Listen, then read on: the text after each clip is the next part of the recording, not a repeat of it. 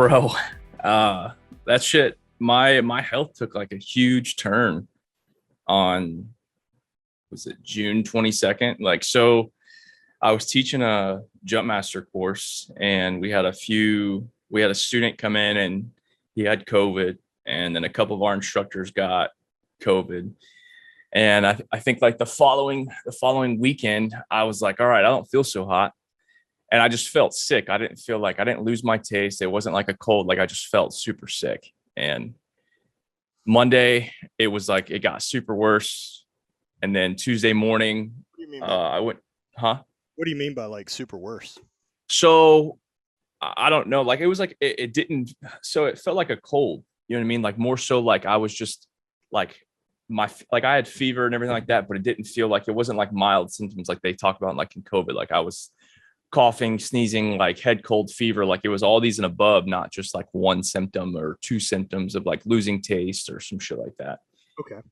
And then my throat started closing up. So Tuesday, I got sent home from work and went to the hospital, and they were like, all right, hey, you have strep. I was like, okay, cool. I have strep. I didn't get a COVID test. Uh, that was on Tuesday. So I got treated like penicillin, all that good stuff. And then Thursday, my symptoms, or like I felt better like one day, Thursday. And then Friday, it was like back. It was just like tenfold, like through the weekend. And then I lost my taste and smell on Friday. Oh, shit. Yeah, it was weird. I was like, oh, I can't taste anything. Don't want to really eat food. So Oh, hey, shit. yeah, and everything tastes like shit. It was weird. So from that point, it became like body chills, body aches, like sweating, freezing, sweating, Like couldn't lay down. Yeah, hardcore. And yeah, and so I was coughing a lot, and I was like, I couldn't taste anything. So I got in the shower. Sorry. Yeah, yeah. I got in the shower, and I fucking spit up whatever I was coughing, and it was blood. And I was like, oh, that's not good. I haven't had any experiences in my life where I've coughed up blood, so that would have been concerning. Well, it was the second time, but like the first time you could taste it, and you're like, all right, this is blood. I couldn't taste the blood this time. So I went back to the hospital on Tuesday the following week, and they're like, hey, you have pneumonia. Hey, we're going to give you a COVID test. Hey, you have COVID. I was like, okay. So I had COVID when I had strep, right? That's the assumption. Yep. So they did that. They put me on quarantine. They're like, hey, you can't leave or go anywhere. You can't come on post. I was like, okay. So I go home, and like, this is just prior to the 4th of July weekend. So I'm fucking sitting in bed all week. I don't eat for those 3 days. Like I'm stuck in bed, like just fucked up. Uh, Over the course of the 4th of July weekend, my leg starts hurting out of nowhere. Now we're talking about like, we've all dealt with pain, right? We've all know what pain feels like. So imagine filling up a balloon till it's about to pop. Like that's what my calf felt like. It was just filled with pressure, right? Like it wasn't bruising, it wasn't swollen. No, it was just like my calf was hard as a rock. So I couldn't walk without pain. I sat in hot tubs throughout the 4th of July weekend for like hours, just trying to like relieve pressure, stretch whatever it was. And then coughing so much, I thought I threw a rib out over the weekend. So I'm sitting here fucking struggling, and I'm like, all right, now I can't fucking breathe. So thinking this, I was like, I don't have anybody to call. I can't go on post. I was like, all right, I'll let this thing settle out. Couldn't sleep. It was just shitty, like really shitty. The fever became worse, sweats, everything. Like leg started going from my calf to my knee to my thigh to my hip. That's no. And no, and I didn't know what was going on. Like I was like, what is going on with my body? So my mom FaceTimes me on Tuesday morning, I think. She's like, hey, you okay? And I was like, I'm not okay. I feel like shit. Yeah. And then so she's like, do you need me to come up? And I'm like, no, I'm good. Well, she ends up driving up, getting here at like 11 o'clock on a Tuesday night. She's like, hey, we got to go to the hospital. I'm like, why? She's like, you look like death. And I'm like, well, I don't really want to go to the hospital because I've been there twice already and I got discharged. And so she pretty much coerced me to go to the hospital on Wednesday morning. And they were like, hey, you like, You should get this looked at. well, no, they were like, hey, you had a lung infection and then you had blood clots. And this almost caused a stroke. Like your body was shutting down. And I was like, oh, she's like, it's serious. They're like, yeah, you could have had a serious stroke within the next 24 hours. And I was like, okay. So they put me on blood thinners and it takes away, or it prevents more clots from forming, but it doesn't do anything to the current ones. It just prevents them from getting bigger. So the clots are still in my lungs, the clots are still in my legs. Like you can feel the ones in my legs. You can now that it's now that it's been like about 2.5 weeks since I got the blood thinners that I'm taking. Like I finally got tramadol for painkillers because they gave me Percocets and they don't fucking work. They make me feel like shit. Tramadol help? Tramadol helps. So now you can isolate the pain. Like one or two. Like What? Vicodins, Percocets always have served me well when I'm in that type of a bind. But like, I guess I don't remember tramadol being very different. But. So tramadol was super different for me because when I was in the hospital for like 4 days, they were like giving me Percocets and I was like, these don't work. I need something better. And then they gave me tramadol and I was like, okay, that fucking works. Like I could walk without pain. Yeah. And then, so over the past couple of weeks, like the pain in my leg has not gone away. Like it's not gotten worse. It's not gotten better. It's just stayed. So is that calf is just like, yeah. I mean, the blood clots have traveled from my calf to my thighs to my hips. wow. So now they're isolated within my leg of just pain, right? But it's not like not walking with a limp anymore, stuff like that. But you can feel the blood clots? Yeah, they're bulging. Like, okay, so you feel them like in your femoral artery? Where are you? So like in my calf specifically, like on the like on the outside of my calf, you can feel the clot, like because it's weird as fuck. Oh yeah, that's very, very strange, man. It's real weird when your body starts doing shit that like, why are we acting like this?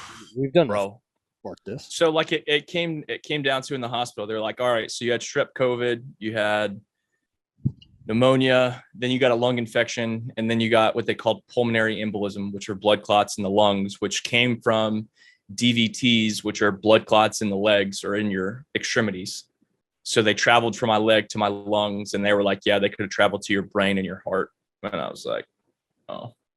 Well, I mean, what are you supposed to do with that information? I was like, they were like, yeah, you could have died. I was like, oh, okay. And they're like, no, for real. And I was like, okay. I was like, all right, cool. And then the Army was like, hey, this could be a very, you could be getting possibly medically retired. And I was like, oh, whoa. So that's what's happening right now. So that's still possibly medically retired. Oh, it's like 90% heading that way. So like no more jumping. Yep. I can't jump right now with the medication because the blood thinners cause internal bleeding, or they would, if I get hit in any way, it would cause internal bleeding. And they believe this is a side effect from having COVID? So we say this, right? And I've gone to a few different people. Like I see a pulmonary specialist on the 12th of August, but it was not just COVID. It was the strep, the pneumonia, the lung infection, and then the blood clots. Like if you think about it, like my body couldn't fight off anything. Sure. No, your immune system's fully compromised. Your body's beat up, and then it's just on top of it. But the coughing's kicking the shit out of you, so that's not getting a chance to recover. You're not able to sleep. And then with everything else, I mean, your body is just in full fucking panic. Yeah. So I can't say it was directly. I mean, everything stemmed from me getting sick at the course I was teaching, but at the same time, did the strep COVID fuck me up? Yeah. But then where did the pneumonia come from? Like that, it was all like compounded, like over and over and over and over again. And you I can't like vaccine stuff. No, I haven't gotten vaxxed. Okay. And the doctors told me that I can't get vaxxed because of the blood clots. Whoa. Yeah. Dude, that's heavy. That's so heavy couple weeks. they're talking about, 14 years in the army, like, hey man, you're about to get medically retired. I was like, huh, okay. I mean, at the end of the day, bro, like you and I both know, like it's just a job, right? Like this is just a job. Like, yeah, it's a career. People, like it's a different kind of profession when you give your life to something. But at the end of the day, like I have to be able to walk away and have a life. For sure. And I mean, I guess my questions, man, like now that you're starting to actually have to face that transition way sooner than you would have expected, no Yeah. athletes or anyone else, that things get fucking changed due to the physical demands of the body versus the job. Yeah. And while you're saying it was a job, like for me, and one of the reasons I wanted to talk to you as much about this was like, I do think that that's part of your identity. I mean, especially jumping, maybe not for the military. Mm-hmm. And So I mean, don't get me wrong. Like I've been provided the opportunity to get the skill set and the qualifications that I have as being, several different types of instructors.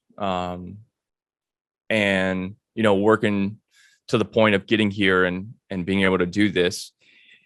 So it's not gonna, if this ends up happening and I end up getting, medically retired, like I can still do this on the outside, right? Like I can still jump. Yeah. Okay. Right? I can still teach, and I can still instruct, still do tandem, still jump into weird places because I'm demo qualified and all that good stuff. But like the Army in itself, they're looking at what this was, and then all the, like I have like 15 concussions from the Army or things that I've done in the Army. And then, shoulder surgery from jumping, I had tumors in my chest years ago. Yeah. And knee surgeries, like I didn't have a full knee reconstruction, but just, just stuff like that. And it's all like, they're like, hey, all of this compounded, like, time to hang it up, man. And I was like, okay. I mean, don't get me wrong. Like I have done a lot of thinking. Like I'm a pretty big advocate right now for, as far as like dudes seeking mental health in our career field, because, or just in the military, just because of the suicide shit that's been going on. And that's not even just military. Like, I don't know what the statistic increase is that we've seen in general population over the last half. Bro, it's I don't know if there's the same increase in both populations. Do you know what I mean?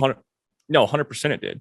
It's a really tricky time, dude. We're not supposed to be secluded like this. It's really not. Like I firmly believe that people need human interaction. They need quality human interaction, and that's part of the problem too. Is interaction we get a lot of the time is complete dog shit, and it's forced, or it's look. I don't miss human interaction at the grocery store. No, but you made a valid point the other day. Talking about having the people in your life, like when you get to go to Rob and Dana's house weekly and spend quality, like those are some amazing people. Like you're an amazing person, but like when you get to spend time with people as equally like on your level with the same flow, the same intelligence, the same drive, like you have your company, Rob has his, you guys are just collabing, talking business, life, personal aspects. You know what I mean? Like you can sit there, and that's the kind of interaction that you need. Like if you go and you have to dumb something down that you talk about every day to somebody, that's not the kind of interaction that you need. No, you need peers. Yeah. You need peers. You need people that get what you need. You need people better than you. Not only people better than you, but people better than you at a lot of different aspects. Yeah. Not just I think about my circle and network really now being filling these gaps of like, I don't know anything about that. I probably should have someone who's better than that at me if I'm trying to go that way. Yeah. That's friends in business, or even emotional stuff, or life, or happiness stuff, or mental health stuff. Like I try to have people in all those camps, that way I can learn. Yeah. Well as being able to do stuff like this and share as much information as I can. And and that's the thing, man, is like I know it's happening. Like I've come to the fact that like, me getting medically retired is going to happen. Seeking mental health. Like I've made appointments over the last week to, help me with the transition of, okay, this was what I did for the last 12 years. Is it my life? No. right? And that's something that I think a lot of us, even active duty and veterans, like we struggle with, is that like we can't let like this. How do I explain this? This becomes our identity, Of right? course. Like it, Yeah. and I don't want that for myself, right? Like That's a big um step.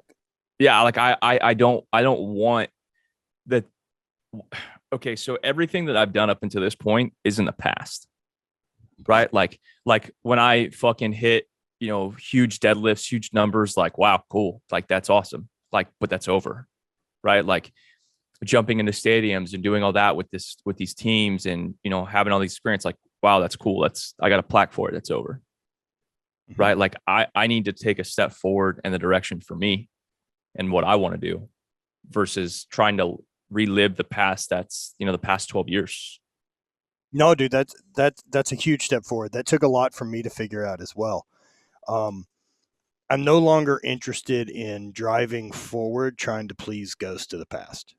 Is kind of how I feel about it, right? Like, um, man, I had a lot of that got cleared up for me, and kind of the mental transition I had from competing and having this thing that was this driving aspect of my life for fucking 10 years was when it ended. I was really bitter.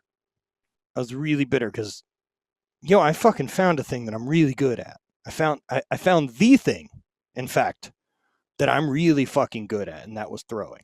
That was Highland Games, right? And so there's a bitterness that comes from having that thing taken from you, especially not on your terms. And well, most things that are taken from you aren't on your terms, as and the silly side of that too, right? Like, at what point was I ever going to fucking freely hand over the keys to that?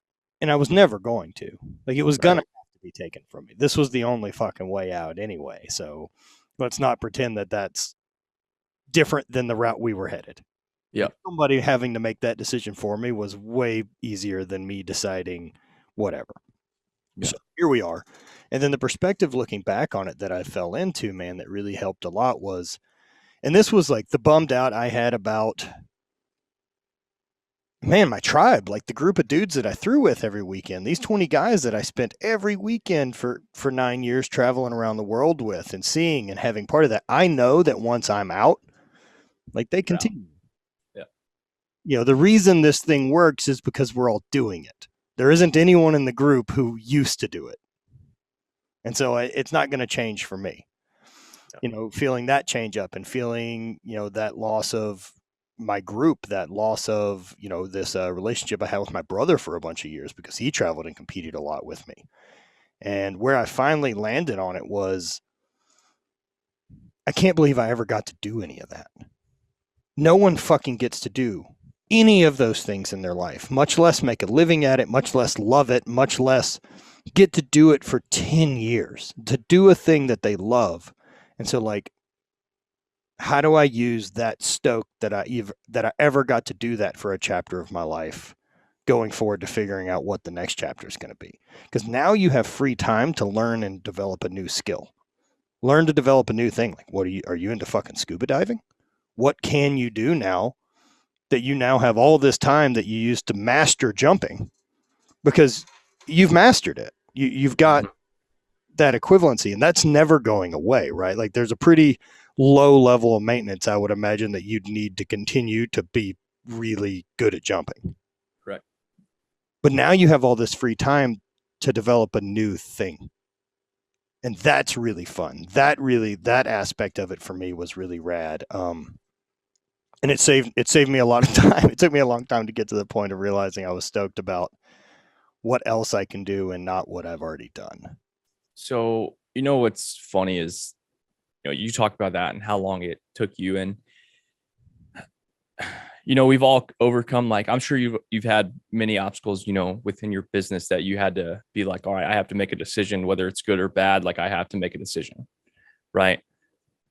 And at the end of the day, it's business. So when I go around and I was looking and this came to me and I was like, I let it hit me, just full on hit me. I was like, hey, this is coming to an end. Okay. What do I do? What's the next step? How do I go forward? And I did research. I was like, hey, how do you transition? Like, what's the plan? And then I was like, what's the mental health route here? Like, need to meet it, face to face. Like, okay, this is not who I am as a person. Like, the army is not my personality, right? It's not, because I mean, at the end of the day, it's not like, I mean, yeah, I got jumping and I got all this other stuff from it. Cool, I have it. Now I can use it on the outside. But my persona, my life, my way forward is not going to encompass what I've done the last 12 years. I'm not going to make that, this one thing, or focus something so hard on like a veteran owned business or something. Like, I just, like, bro, just move on. And that's kind of how I had to tell myself. And, the next step forward is just that. Yeah. The thought I had with it was, especially especially just when I was throwing, was none of my PRs from this sport are going to make my tombstone. No, that's what I'm saying. So like the jump numbers, like the people that I've done, like it doesn't fucking matter. Oh, dude, it's a rad experience that you got to fucking have. Now, how do you take it to go forward? That's what I'm saying. It's like I can go make money on the weekends, jumping at drop zones, taking people. Like that's still going to be fun, right? Like it's still going to keep the fun aspect of this there. When you want. Yeah. But at the same time, like Matt, the way I look at this is like I can have a life, right? Like I've always been told where to be, what to wear, what to do, right? And I think, in the Army, they've taken away a lot of different things, especially for, guys being leaders, young soldiers, young NCOs, even senior NCOs are stuck in a fucking mentality where they don't understand the concept of personal growth, right? They don't know how to objectively approach a situation, right? Like there's a time and place when you need to react, right? And then there's 90% of the other times is you need to objectively look at something. Sure. Right. And people and the mindset that these guys have, and senior leaders included, I hope guys in the military listen to your podcast. Like you need to be objective. It needs to not be a one-sided street. You need to have highways and byways on your shit to figure out how to fucking overadapt and to come and make things happen. And it's like, it's one thing to build up a lot of skill sets for problem solving that are you finding a physical barrier in life, whether that's actual problems to solve, right? It's right. Another thing sorting through your own bullshit.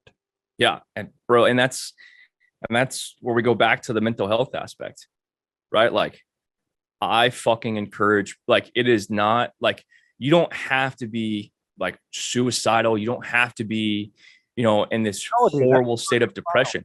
Yeah, bro. Like you need to seek help. Like when you start feeling this and be like, hey, I just want to know what I can do. Like, what are my options? Like, you need to have someone that's to be like, okay, hey, so what are you good at? Well, what do you want to do? And then just start talking to people. Like, there's so many resources out there.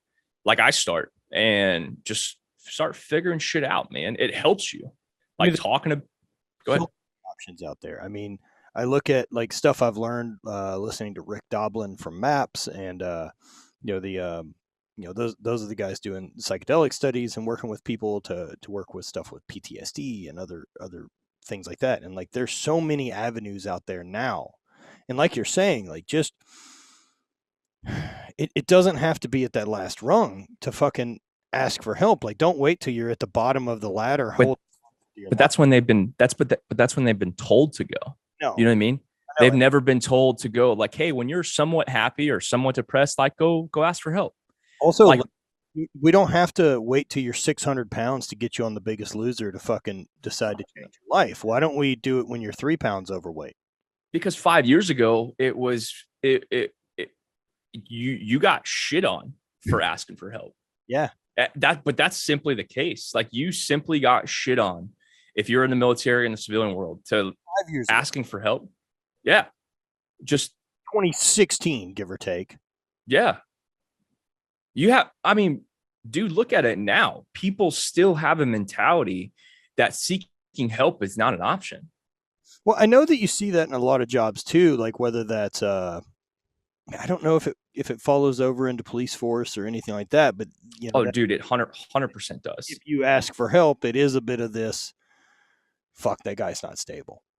we can't trust them to do X, Y, and Z, and that's going to change clearances, and that's going to change what job options you can do. Like, yeah, I just don't know the politics behind it as well. But I mean, look at it this way: if you like, just an example, right? Like as a police officer, like you're taking the power and not necessarily the power, but the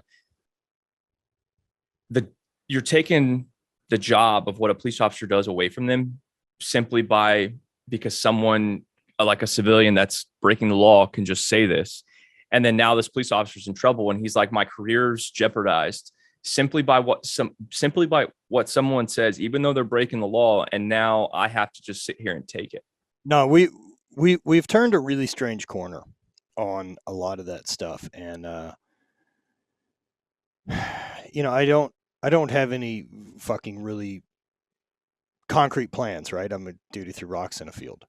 But at the end of the day, like, I just don't understand. Like, for me, a lot of things fall down to, like, you don't get it both ways, right?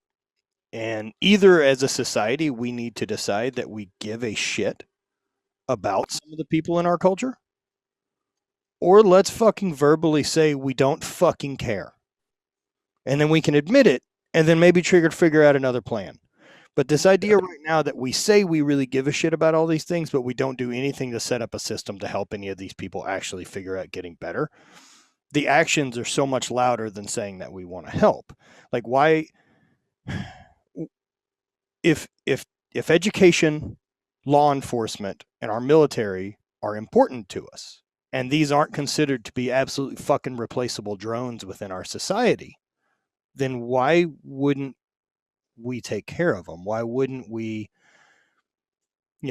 up the amount of money that they're paid to do those jobs so better qualified people end up in those positions, so that the training makes more sense, so that we have a higher quality of educator, of law enforcement officer, of military guys, and then that turns into better brass, better fucking management, better anything.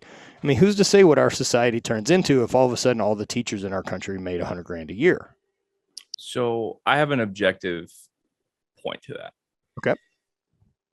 If you look at me, like I'll use myself as an example. My skill set and what I do and what I bring to the table, it is going to be replaced tomorrow by someone less qualified, can't critically think,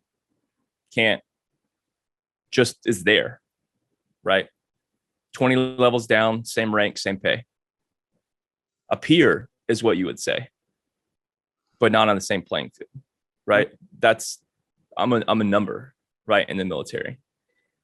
Now in the police force, where you're objectified, as a firefighter, EMT, whatever, they're objectified, their skill set, their training, their mannerisms, everything is under a microscope, right? Like if you replace someone like that, then your department or so on and so forth crumbles at that point, right? From that little point. So you replace someone that fucked up, but has, or didn't even make a mistake, but has just been objectified because of the media or something stupid along those lines. And you try to, and then you try to replace them with someone that is considered a peer, but doesn't have 10 years on the force, doesn't have, the experience. And then it happens again and again and again.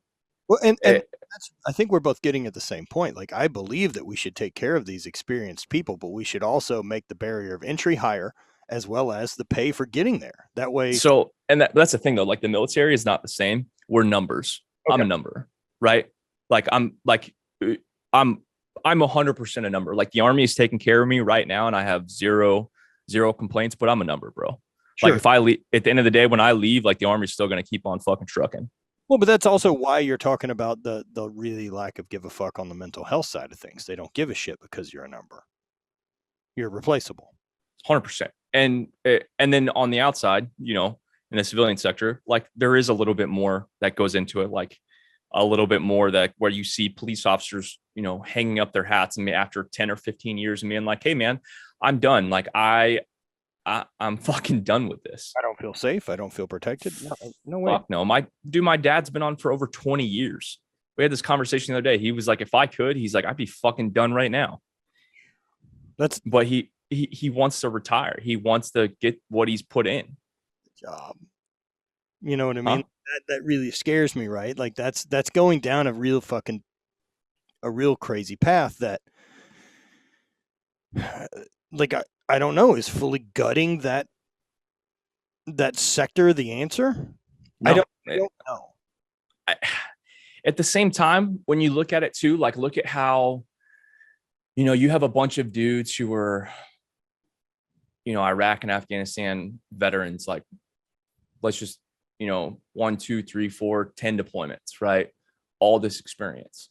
These guys are getting out, right? The new generation of NCO and officer that I see, for the last, let's just say 5 years, right?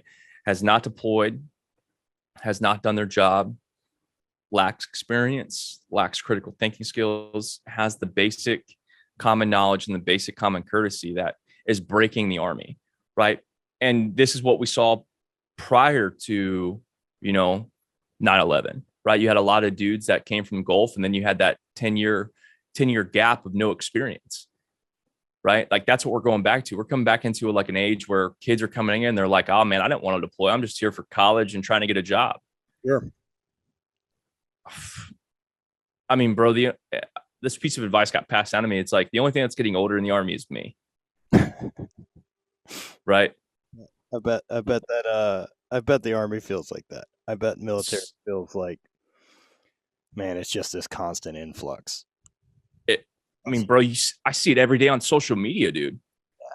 Like the Army is just, it's trying so hard to stay with the times and cool. Like, so but I mean, how do you think is it supposed to do that? Is it supposed to be responsible for that type of thing? Like, yeah. I mean, if you look at it, like, I mean, we have a whole entire command directed at recruiting. Yeah. Millions of dollars simply directed at recruiting. And oh my God. Like, I mean, bro, you have recruiters, yeah, dude. Yeah. You have 10-year E7s, 10-year E6s with zero experience in the Army besides what they do in their job here stateside. I mean, that's like, what Hawkins did for the but I mean, like, bro, it's mind blowing. It's mind blowing. And maybe this is a blessing in disguise for me, right? Like maybe me being medically retired is just the next step forward. Like, all right, cool. Well, I need to. Here's only advice I have for you regarding that while we're here, we're in it. Whether or not this is a great decision for you is going to be up to you. Mm-hmm. No one else. That's it, right? Like, so this can either be the pivot point that, fuck yeah, this was a complete blessing, or this is going to be a thing that haunts you. No, and that's the thing I've learned. Yeah. Years ahead. Yeah. And, going through traumatic life experiences and dealing with death, like this is not one of those things in my life that is going to break me. It is not going to set me back. And I've already had to tell myself and be like, hey, this isn't my identity. This isn't who I am as a person. Like it was a job. And I'm thankful for it. I'm thankful for the opportunities and everything it's given me. But at the end of the day, I'm going to move on and I'm going to have a better life. Yeah. I think that's all anyone can really fucking hope to do, right? Is that 100%. Better is forward. Yeah. At the same time, you have to I see you doing it, but you make yourself a better fucking person, man. And that's something that like a lot of us don't do. And just trying to sit back and just be like, all right, cool. I got to work on myself. It seems the more that I do that, the more the rest of it keeps showing up. Like all the other things, I mean, whether it's business growth or it's, new people want to be part of the team with hate or, and I mean like our actual team, like the business team, or podcast or any of these other things. Like none of those grow if I don't constantly try to make me better. Yeah. I mean, how can they though? Right. Especially if I focus and use each tool the way that I think it's smart, like the podcast. There's been a couple realizations recently, right? Like I realized like I started the podcast for a reason, and then it gets a little caught in like, yo, we got to put an episode out. We're trying to grow a business. Right. And then now that I'm kind of got another look at it and mentally kind of looked at perspective, this needs to go back to me trying to learn from people. And that's what the avenue for the podcast is that I get to have these conversations and get to learn as much as I can from these different perspectives, instead of me thinking about people listening and what's getting said and doing that.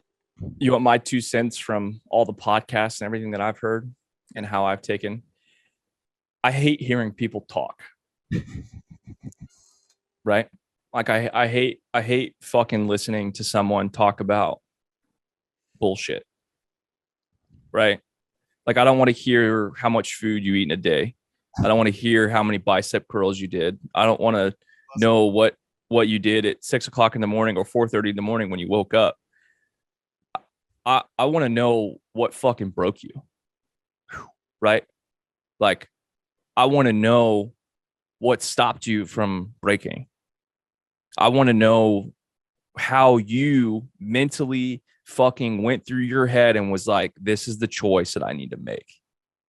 Right? Like real shit. Like shit like that makes people uncomfortable. Right? Like, because no one's going to grow from something that you can hear and watch on YouTube from 100 different YouTubers. Oh, man. I want to know what made you grow, like the real shit, like the shit that like people don't talk about.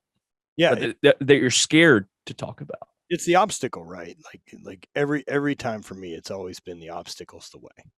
Like wherever that resistance is that I feel, that little fucking voice of anxiety, that little thing that wants to pop up, and it's like, fuck. Like, yo, that's the way to go.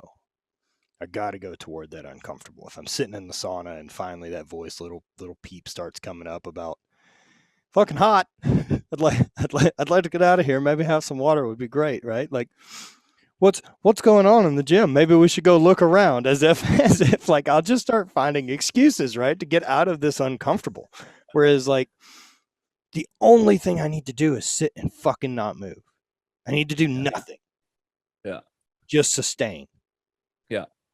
And that's been a lesson to continue to learn, is that the uncomfortable thing's the way to go. And it's really tough to figure out uncomfortable when physical pain is also one of your limiting factors. It's because they're a different sensation. Yeah. Like, I'm not going toward pain. I'm going toward uncomfortable.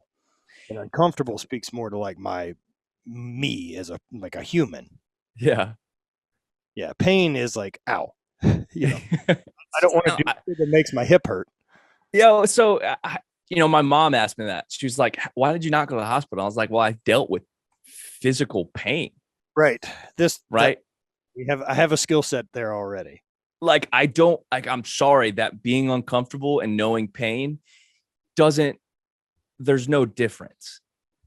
But to a point there is.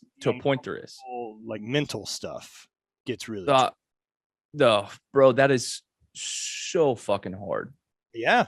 And dude, like a lot of that for me really helps with stuff like the sauna, or I've spoke about my experience with plant medicine a lot, and that's been a huge game change for me. I need to have Derek Carver on. I know he recently went down to the same place that Bonnie and I did for ayahuasca, and had a ton of great stuff to say. And just like even the flood of text that I got right when he got back, I'm like, oh yeah, you got to see a bunch of shit. Yeah. And one of the reasons that those things have been a really great tool for me in sorting my own shit out is I'll never do great with a therapist, because I have too much of an ability to talk. I can to over talk or manipulate the way that manipulate the way that you talk. And I don't know that it'd be manipulate, because like I don't have a end goal, other than I know I can answer questions correctly.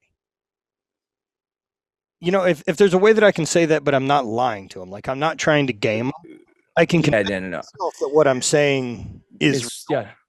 The difference with my experience with mushrooms or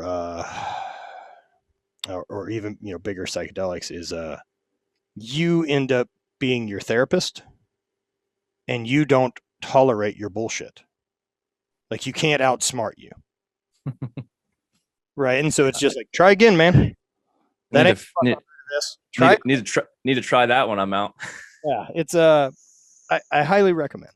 It has been a full life-changing thing for me, and is absolutely the main cause of what switched everything in my life from into gratitude from panic and like, fuck, is this going to happen? Fuck, is that going to happen? This nervousness, this anxiety that I had going forward, everything switched away from this observational anxiety of what could to let's fucking go. And now the only anxiety I have is time wasted. And so as long as I feel like we're trying to get better, everything's pretty happy. But yeah, trying to be better at being uncomfortable is like mentally uncomfortable, or even just physically uncomfortable for a really long time. Like that's what I'm trying to learn currently from the endurance stuff and running. Yeah, bro, you've put more miles on your body in the last year than I have in a very long time. Yeah, longer than I have probably collectively in the other whole. Like, bro, you made me hurt watching you. That's good though, dude. It's weird. I don't like running. I don't want to continue running. You didn't make it. You didn't seem like that. No. But I like the ability. Okay. And not only do I like the ability, I really like the ability that I can suffer longer.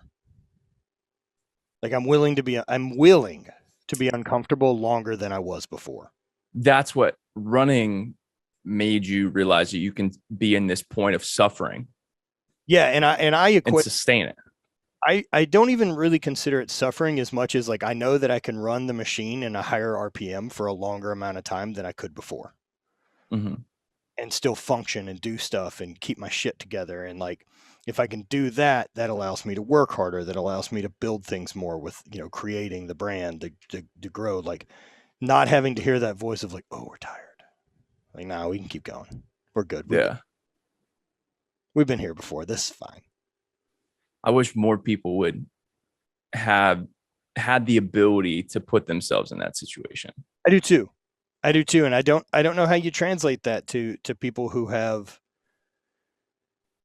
man, there's still only 24 hours a day. And if you've got a couple kids and you've got a 9 to 5, that's also got like an hour commute to it and these other things, like, I don't know where you start digging out of that hole to decide these are the things you want to change, other than like have a really intentional 10 or 20 minutes at different parts of your day. And I think people can get onto that too, right? I think people can get pretty locked into the idea of like, well, fuck, I didn't have I like working out for 90 minutes, and if I don't have 90 minutes, I'll just not. Then I'm not working out. Yeah. Next thing you know, you're a fat fuck. I mean, bro, that was a huge thing for me, right? Like watching people waste fucking time kills me, bro. I go into the gym every day, right? And I look at this and I watch people do weird shit, stupid shit, dumb shit. And I'm just like, cool. By the time they finish their first thing of dumb shit, I finished my workout. Yeah, right. Of course. Like 45 fucking minutes to an hour. And like, I'm fucking sucking, breathing, piss and sweat, and I'm done. Right. Like wasting time in the gym, just to me, it hits me. Right. Yeah, I don't even look at it now as wasting time in the gym. I look at it as I have X amount of minutes left that I'm fucking alive. Yeah. Right. And the time that I'm spending in the gym, their intention is to make this thing fucking work better. So that for longer. Shit. For a longer yeah. my life. Yeah. And so like what you're talking about, like at seeing, these people come to the gym and fuck off and don't know what they're doing and just spend time on their cell phones or fucking whatever it is, right? They're light years ahead of the people that don't go to the gym. 100%. So the people that are already there and wasting time are already on my team way more than other people. We have there's so many avenues. Like I fucking hate when I see the people like wasting time, but hey, I'm glad you're here, right? There's two spectrums to that. Like I I just leave it at like, yo, that's your time to spend. As long as you are not wasting my fucking time, I have no problem. yeah, I had to get away from the I fucking like hate being here because I hated being around people that were wasting time. That's why I've built my own place. Like, Right. I love it by the way, but like I wish. are done for my own. Like, they're all just for me to. Otherwise, I won't train. Like, dude, I thought that I had it. Like, I trained by myself for fucking years for the Highland Games, and then lifted in a garage for a bunch of years, and I haven't been to a commercial gym in forever, and so like probably 10+ years. And I always thought that I trained that way because with the Highland Games and because with my old job doing the outside sales, that it was just convenient. And then now, like after I'd moved to St. Louis and I had my stuff over at 9 for 9 and was training over there, and it's a fucking great gym. And then I have, a membership at the lab, which is like a mile from our house, and it's a great gym. Love that gym. And I never went to either because they're not mine. I don't have that luxury. Someone else is making noise. I don't fucking like it. And so I'll give you that perspective. Like I hate training, bro.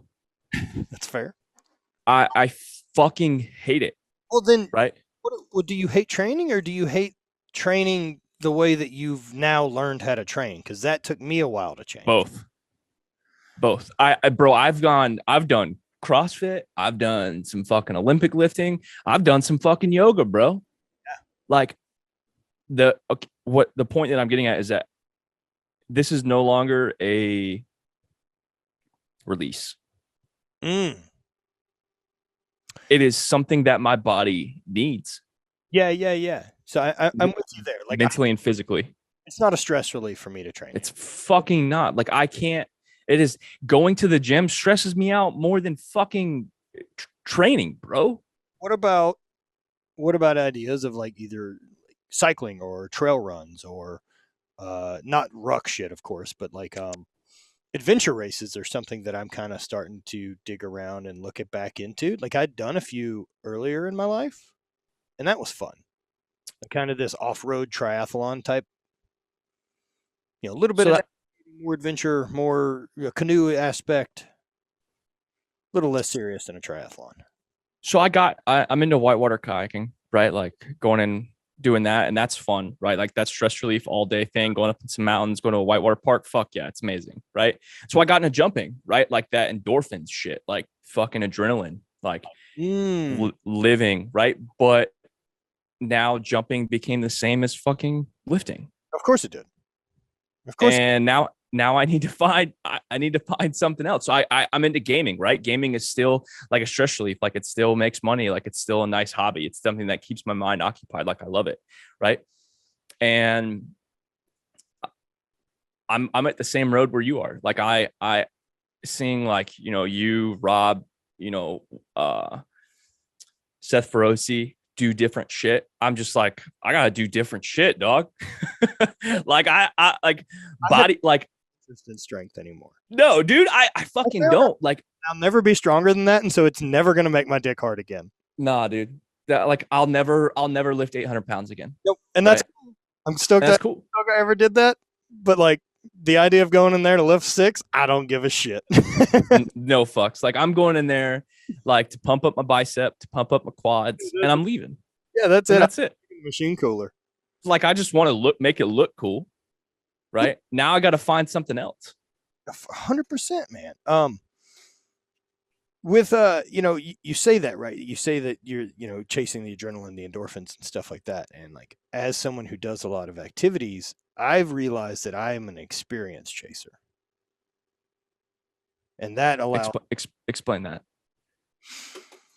Well, like I'm not going to get I get endorphins about a new experience, not necessarily the actual activity, right? Because like I like more so experiencing something new than actually doing it.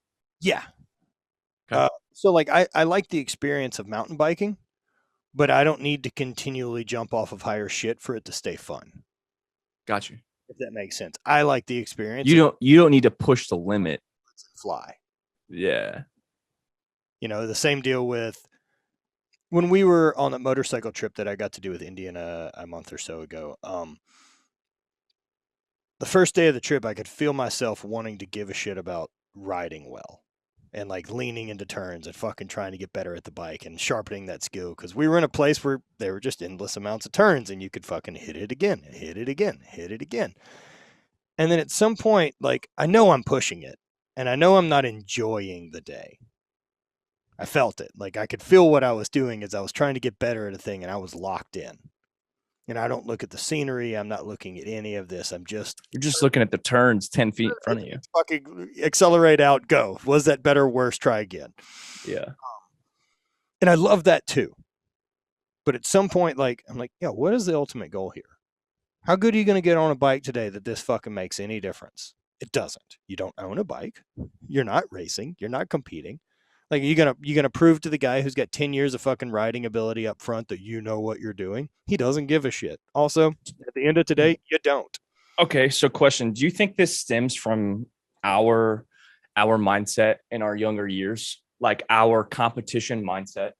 Do you think, like, from your 10 years of competing, my 12 years of trying to be the best that I can be for no fucking reason, like, do you think this stems from that? Because like I know that I will have the ability to leave the army behind, right? Like, I will not let this affect me in my future, but at the same time, like, the competition aspect, the intensity from like what we did, do you think that stems to like when we try these new things to be the best that we possibly can? So we're not actually enjoying the experience. We're actually just trying to perfect what we're doing day one. I don't know how to turn it off. I don't know how to. So I don't know how that not to be the default setting, I guess, is the best way I can say it. I can shut it off once I've like, I fucking caught you. I caught you. And look, there's times to fucking get better at things. Right. Hammer down and let's learn and let's do it. But back to that motorcycle trip, right? Like, if I'm going to keep trying to push my ability at getting better to handle turns faster, the other side of learning that is the bike crashing. Like, one side's going too slow of the spectrum, and the other side is I went too fast, fucked up, and now I crashed the bike. The reward for me improving none over the course of this day and having a risk of a motorcycle crash, like, I was very easily able to logically talk to myself and say, there isn't anything in your 5-year plan of progress that a motorcycle crash helps. Stop.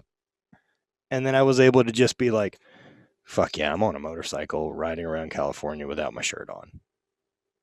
And things were great. And it was a life experience again. And then it became this meditation and it became this flow state with the machine instead of it feeling like a hammer, the tool that I was trying to get better with. I got better because I was able to link up more with the bike and be more flow and be more smooth and figure out the way the bike adjusts and moves instead of trying to push performance. Pushing performance was trying to help me get one thing better, but at the end of the day, I became way better at operating that motorcycle once I kind of relaxed. And so, trying to apply that same idea to different things. Like, I want to get better at running, and I did the ultra marathon, but I don't have any interest in now trying to figure out how to do a 50-mile ultra. I have no fucking give a shit. I have no desire for it because I'm not interested in paying whatever cost the training would take of my time to be able to do that. But I could maintain holding on to, like, I can run 3 5Ks a week and hold on to a ton of endurance that I didn't have before this. And that's a really cool skill set because then that allows me to do this other fun stuff, whether that's be on the motorcycle all day, longer mountain bike rides, longer hikes, longer trail stuff. I've got a bigger gas tank. And so I can steal the ability from that other sport to use to do the things I like. I think that's something, what you just explained, I have to work through right now because, I tried, I got on a bike the other day for about 20 minutes and the pain was there, but it didn't increase, didn't decrease.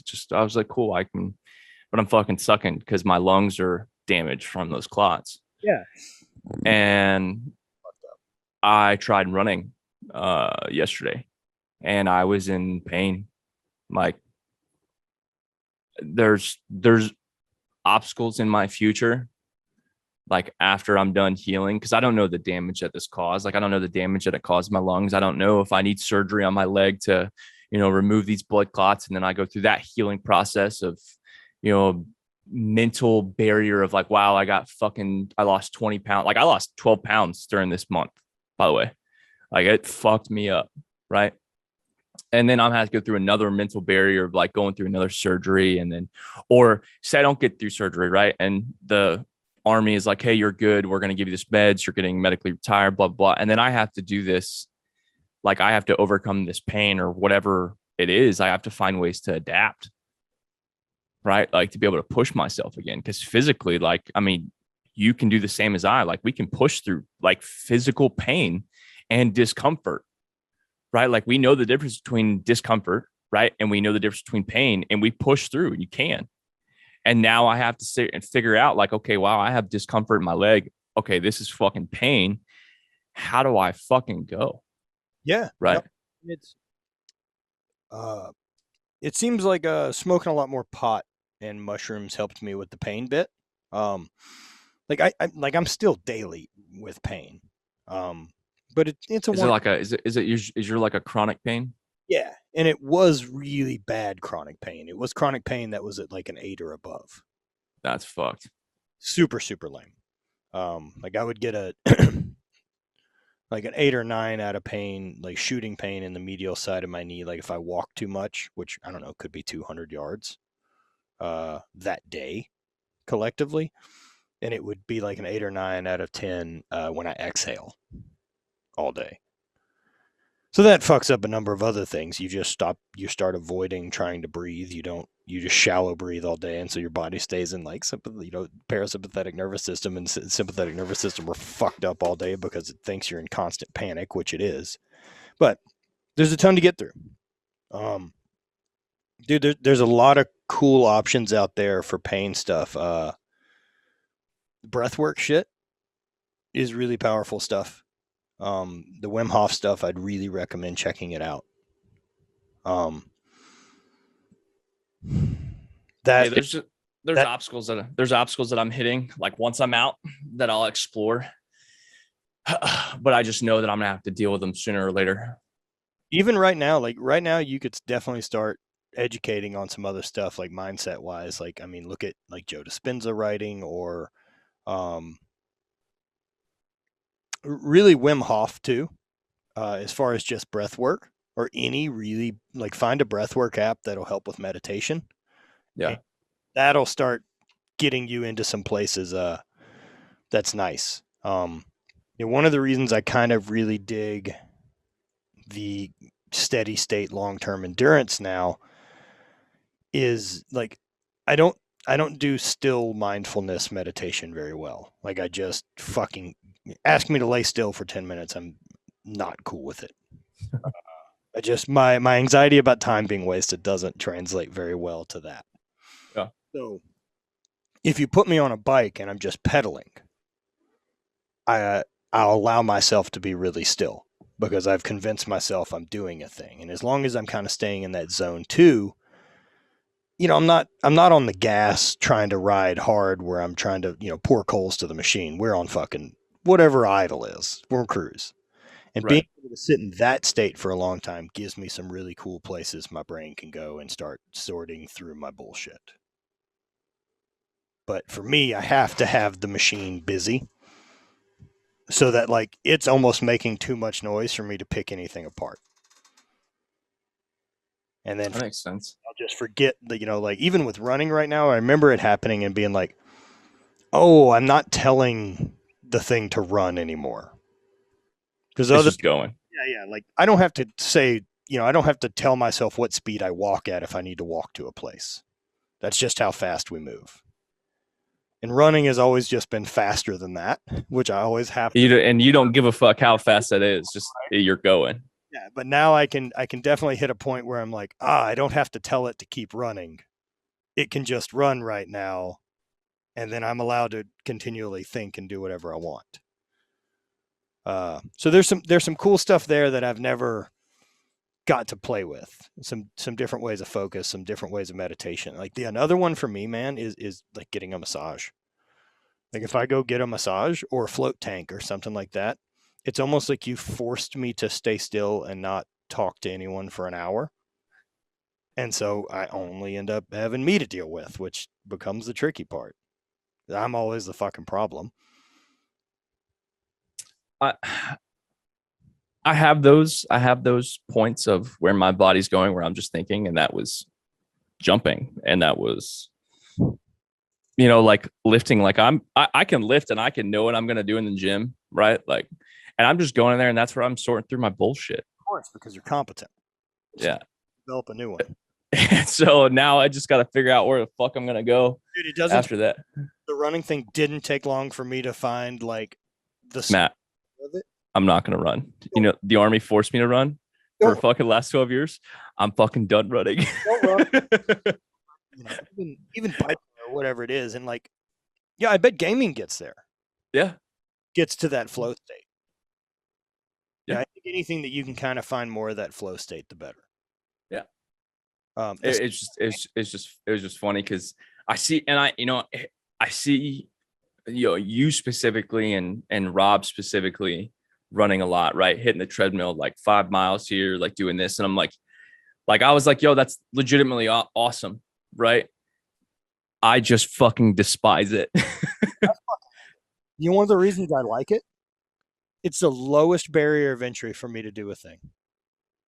Like I don't have to have a program or a plan or yeah, you just go. Or shoes. I don't need shit. I can just show up at the gym and be barefoot. God, I wish. Fully naked and do the thing. Like, equipment. There's so little in the way that I don't have an excuse, and that's dude.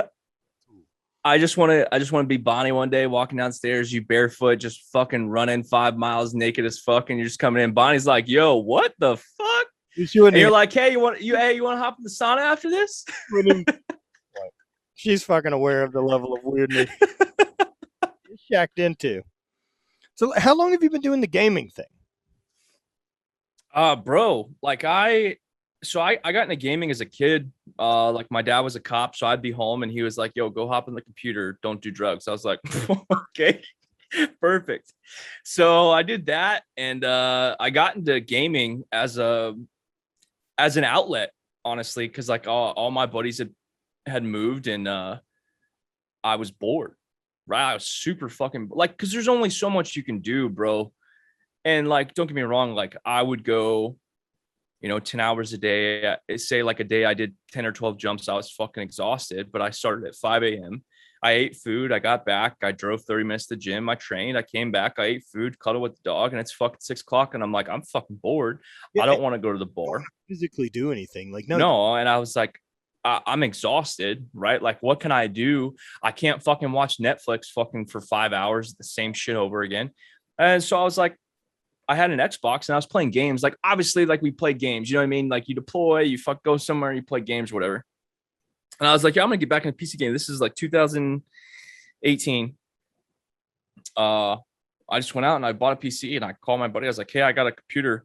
He's like, hey, hook up with Tex and he'll square you away on like all the different apps and shit like that. And from there, it went from playing games with him to streaming, to like streaming is now like I can stream games, podcast via Twitch. You know what I mean? Like, messed with the Twitch stuff at all. So it would be like what we're doing right now, right? Like you would have a recording and we could do this and it would be live on Twitch, right? To be like, hey, I'm doing this live. Like you get the raw bullshit, like everything right now, if you want to tune in. And it's a different avenue because you'd have people that want to see it then and then be like, and then when people can't tune in, you're like, hey, this is what the podcast's for, right? You could have a set schedule. And that's what I do on my Twitch. So like I don't have a schedule yet just because of everything, but like I do on that, play games, talk, bring people on, starting to get more into it. And it's just a different avenue. Like what, do you have, what is followers? What do we have on Twitch? Yeah, no, it's followers. And then, so you get, so just like anything like Instagram and Facebook, like you get followers. And then unlike Facebook and YouTube and Instagram, like when someone subscribes, they're paying a monthly subscription to you. So they're paying the $4.99, right? So you could post, so you as a businessman could post exclusive content just on Twitch. You could catch like, hey, this is what people come to watch. They want to see you. And then obviously being live, you have a whole platform of people where you're watching questions and everything like that. So while you're doing this, someone can have a question that you didn't think of and be like, hey, ask Josh, or hey, Josh, ask Matt, if blah, blah, blah, blah, blah. And you're like, hey, Matt, so-and-so asked me if, you know what I mean? And that's like a whole other interaction thing right there. So you're making money from monthly subscribers, right? The views you're getting, you know, brings you to a certain level of like, hey, you made partner, which is just like getting verified on, you know, Twitch or Instagram. But it's more of an entertainment thing, right? So like your podcast now, instead of becomes a recording and goes on, you know, Spotify or Apple or whatever, becomes live for the guys on Twitch. Right on. Okay. Yeah. I'm into it because I could have, you know, like you and me, right? Like say you were here doing, look, man, and look, at this point, I don't say no to anything. I'm just so I and how it fits, because I know I don't want a game. No, and that's the thing though. Like a lot of people on Twitch don't game, right? Like they do just talking. Yeah, that it's just a great platform for being able to do live streams. And so, bro, there's 500,000 people watching people talking right now. Incredible. But it's not like YouTube. We're going to YouTube to watch a video that's already been recorded. Well, you can right? You're going to live, but it hasn't been accepted the same way. Right. But like Twitch is the platform where you're going and you have a camera like this, a mic like this, and I'm watching what you're saying and you're watching what I'm saying. Right. And then then you see the chat and I see the chat. And we're answering questions and we're talking to each other, we're being interactive. And I find enjoyment out of that. I do too. I do too. I've been doing, the Instagram lives more often. And one of the things I've been doing with those is I let people to chime in. Yeah. I can just talk to them and we still hammer the questions, which is essentially the same thing. Just doing it on a platform that only does that, which it makes it. Yeah. Just imagine this is a platform, right? Like just say Hate Brand Goods, right? On Twitch, you got your logos, you have your Instagram, you have donations, you have, you know, your Twitter and all your, you know, your shops linked, everything's linked. And then when you go live, you have your camera, you have a nice hate background, like with a logo and whatever. And you can have Zoom as another monitor, you know, on your screen where you're watching. The people watching can see you and me, and we're talking to each other. Right. And I'll tell you, hey, I'll tell you whoever I'm interviewing, right? If they want to be part of the chat, right? Be like, hey, pull up Twitch and watch a chat, and they can see the same questions that I'm getting. Right. No, I think it's interesting. I'm kind of brainstorming right now, just different ways to do it. I can see your mind working. Yeah, I'm immediately thinking about like, oh man, if we have everyone in here and we do have a group workout, or we're filming, or we're going to be shooting, you know, a long photo shoot all day, you know, why wouldn't we live stream that? Plus, that's why not? Plus, people a month before those items get out, they're getting a sneak peek of stuff. The podcast would be released earlier in this platform. Matt, one thing that I've seen, people want to see what happens. Yeah. They don't just want the final product. No. People like vlogging. They want to see your mind movies go to work, bro. Yeah. So when vlogging took off, what I immediately saw that as, especially like once Casey Neistat got into it and these other creators that I was following, I was like, this is what reality TV was supposed to be. But then even that now becomes everyone's making the exact same fucking content. I mean, if you want to be popular as a vlogger, there are some videos you should make. And that's a thing I'm not into. I'm not into that daily lifestyle. No. Or I'm not into, I don't give a fuck what food you eat. Like we talked about, right? Like I don't give a shit, because I don't believe there's magic in that anymore. You can ask me, hey, what do I eat? And I'll send you a fucking spreadsheet. Right. If the person I'm watching looks like they're in shape, I have a pretty good idea that they eat not like an asshole. Yeah. Most of their meals. I have a pretty good idea that they probably have some type of physical activity in their day. Like the details of that don't fucking matter at all, because like I'm not looking for magic. I'm looking for inspiration about like, I want to see people that create their lives. I want to see this wild shit. And that's one of the reasons I'm turned on by the people I am, is just like, wait, this is possible? Okay. And then, man, if you can believe it and fucking start playing, bro, That's way. you said the magic words for me right there, bro. Whoa, this is possible. Fuck yeah. That's what I'm finally gonna be able to do, bro. Like I'm not gonna have something where I'm constricted or I'm limited. I can't say this, I can't say that, I can't talk about this. Bro, that those words is like what is inspiring me. I'm like, this is a good decision. This is happening for a fucking reason. Yeah, and the hack is once you realize that thing's open, right? That oh, this is possible, so we can fucking do it. The other side of that coin is if it doesn't happen, it's your fault. Oh yeah, I've already run into my failures. Same, and like that's what I realized at this point is it's not a competition anymore. Like I don't get to be around, higher performing friends or any of these super mutants that I get to be around. And I think like, fuck, I'm not doing right. Fuck, I'm not doing well enough. It's never that anymore. It was like that for a long time of like, when did that stop? When did it realize that it doesn't fucking matter? Over the last couple of years. I don't know that there was a click moment, but there was definitely something that the idea of scarcity totally has gone away. And so all I'm seeing is possibility. That if that guy can figure it out with those resources and where he started out, so can I. And look where I'm at. I'm way ahead. Yeah, and not only I can figure it out. I have X amount of days left, which I don't know that number. But that's it. That's the unknown. Other than that, there's no limitation that isn't set by me. Yep. I can figure it out. There'll be more steps maybe than someone else needed to do. And also like my top may be very different. But for me, it was a big difference in deciding, did I have expectations of the thing that I was going after, or did I have intention? And if I have intention allows me to say, this is the direction we're going, and whatever that takes is what we'll do. And continue to grow. Says, here's where we're going to stop. And I know the path to get there. And one of those feels more rigid to me and doesn't allow me to make lefts and rights and make failures and fuck ups. So if time's the biggest valuable thing to me, I got to be willing to start making decisions and fuck ups. Start failing, start trying things. If there isn't something that I know that I'm into, all right, well, let's go try a bunch of shit and at least we can eliminate stuff we're not into. Right. And I thing that I found out, I'm good with that. One thing that I've learned is, I've had a business that failed. I've had two businesses that failed. Like while being active duty, but par with everyone I know that's doing. Yeah. It's going.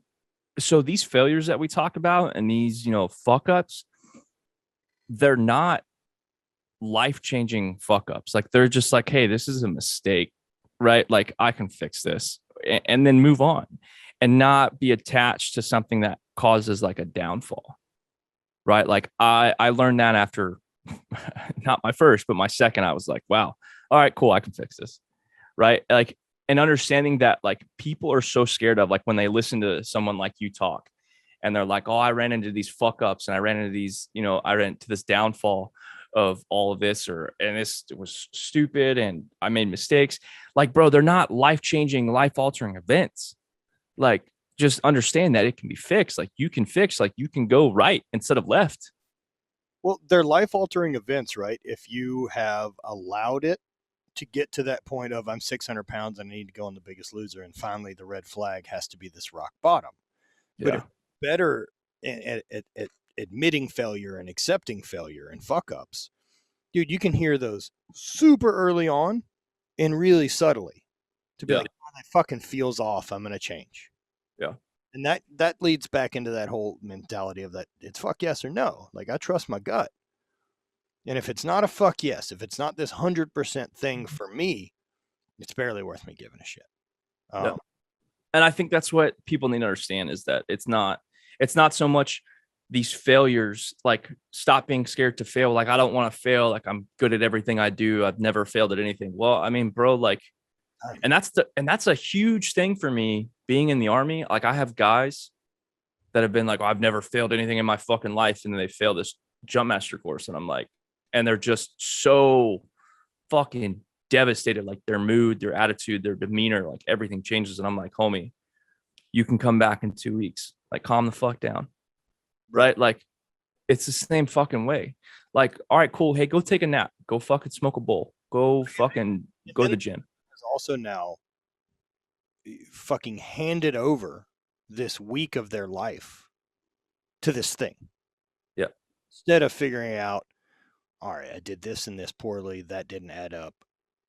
I can do better next time. And you know what's funny, man? It was like, you know, we talk about asking for help. Matt, if I ever had something where I needed your help, and I know, like, in the past year, I could be like, hey, Matt, I can reach out to you and be like, hey, what's up? Yep. And that's that simple. Yeah, man. Right? Like, that's the kind of relationship that we have. And you'd be like, yeah, like, that was fucking stupid. Be like, yeah, it's probably fucking stupid. But people don't have the fucking honesty. And I think that when we come to the circle, it's like, yo, I have this and this, and you'd be like, all right, cool, go to that, fuck that other shit. And that's the kind of honesty that people realize or they don't have in their circle. They just have that sugar cookie bullshit. And the other thing that'll come, man, I think once you're kind of out on your own, is there should be this realization is that you don't have to spend any more time on shit you don't like. Right? Like, whatever amount of RAM that's been eaten up in your life to this point with bureaucracy and bullshit. Now, that's all you, if any of that's getting done and if any time's getting wasted, it's you're choosing to waste it. Yep. And so, like, for school stuff, I fucking was bad at all of it. Like, I wasn't good at school thing. I fucking hated it. That's not how I learn. Yeah, I need to be doing, and I need to be beaten on a little bit. And it just wasn't a great environment. I could get done. I could do it. Yeah. But fuck, man, a lot of time was wasted. That I could have been actually learning stuff, trying new things. But it is a system we have. But at least now noticing that, and at this point in my life, like, that's what I give a shit about. I'm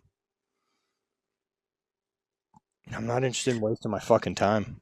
That's something we get, like, when we get in our 30s, bro. You start realizing, like, this is fucking stupid. All right. Or you just, like, not wasting my time with it. Like, people, things. I just don't care. Like, I like, there's that saying, right, that says, don't take criticism for people you wouldn't ask for advice. I believe that all the way to my core. Like, there isn't a part that has a weakness that's going to hear it. Like, yeah. That's the thing to say. I'm like, cool, man. There's 7 billion people on the planet. Do you know what I mean? Yeah. Yeah. Like, the fact is, for me to succeed and do what I want to do with Hate Brand, podcast, all of it, I need none percentage of the Earth's population to like my shit. Like, no people whatsoever have to like it. It's not that hard. It's real fucking doable. In fact, I mean, even like a Hate Brand, doing well, and let's say right now we average 2,500, 3,000 orders a month. Of the eyes that see my brand, which is, let's just say YouTube, Instagram, for both my personal and the brand, those things, like, we have 160, 170,000 eyes. 3,000 is none. And some of those people buy more than one thing. Yeah. Like, I don't need a lot of people to be involved. 0%. And so just keep doing your thing. The right people can find it. Yeah. It's doing it with passion. It's committing to it. The masses plan on fucking selling some of your ideas about doing what you want to do. Yeah. I mean, I love Hate Brand, right? Just the simple fact that it fits me, right? But some people are like, Yeah, I'm not going to get into that aspect, but some people like want to go to like, hey, I want to be in Target and I want to be in fucking Walmart, and I'm just like, Dude, I'm good. those places, I'm not interested in fucking having my clothes there. Yeah, In fact, no, if and I saw my shit there, I'd like it less. Which like, I get like good for me. My shit's in Target, and I'd be stoked for any of my buddies. But the fucking shitty snob in me means that I figured out how to sell it to the masses, right? Like, and that's where I think someone like Jesse James, right, the motorcycle builder, has done a pretty interesting job of maintaining some air of respectability and cool, but also somehow being able to sell out West Coast customs to the fucking West Coast choppers, to Walmart, and to the absolute masses. But it doesn't take away from the fact that he is an incredibly talented artist and a fabricator. Somehow he still has managed to hold on to cool. you know that, and so we get into that, right? And I look at brands, uh, like yourself and Flag Nor Fail, and like all these brands that I've been around and followed for a very long time. And you look at like the growth of where you were 2 years ago or a year ago, right? Yeah. Like people are like, oh, how do we constantly do this? And like, well, it's being able to adapt and allow your mind to go and like to understand that like, yo, I made this and that's probably not it, but then I went 2 months and I found something else and it worked. Dude, that's one of the reasons that I mean with the way that we run Hate Brand that's different than everyone else right now is like I drop a lot of stuff. Yeah. Oh, Like, I know. I see. fucking ridiculous. Yeah. But I love it. Like I love feeling that creative side. I like putting out new things. Yeah. I'm doing it, and that's why we run the business that way. Yeah. I like the challenge of it. Like, I yep. mean, you got to, for my instance, you got to do more of these, bro. The headbands. Bro, I fucking love the headbands, dude. See, those are one of those things. Don't sell great. Yeah. Well, I mean, I obviously, You like them. but I fucking love them. I'm like, fuck yeah, headbands. Make 10 million more of these. Why are you? I'm like, well, we sell 9 of them. It's great. Yeah. And they all here. They're all here. It's perfect. Most of which I sent. Yeah. Like, Yep. yeah, it's I get it. figuring it out, right? But I love the constant figuring it out. Like I love the constant. None of my life feels routine, and that's a big one for me. I don't like routine well because if routine's happening, I get really comfortable. If I get really comfortable, time will just fucking disappear. I think that's going to be the biggest struggle for me. There's some things I like routine. Don't get me wrong. I like a daily thing. Yeah, like waking up, making coffee, and fucking getting to the gym and make Relatively the same time. I like going to bed at relatively the same time. I like getting super fucking stoned every night. I like hanging out in beanbags and watching bullshit movies with my chick. But the work that I've got, like today, I have 3 podcasts today, and yo, it's a fucking work. Yeah, I mean because you have to be in tune, bro. And like you have in headphones for 6 fucking hours, listening to your own voice. You're hearing someone talk directly to you like that. Like it's a fucking day. And then bro. The sweet spot for me is trying to figure out how stoned to be because I'm not trying to get too cooked that I can't hold conversations anymore, which I've only done once. I've only managed that one time. But at the same time, like, not get panicky either.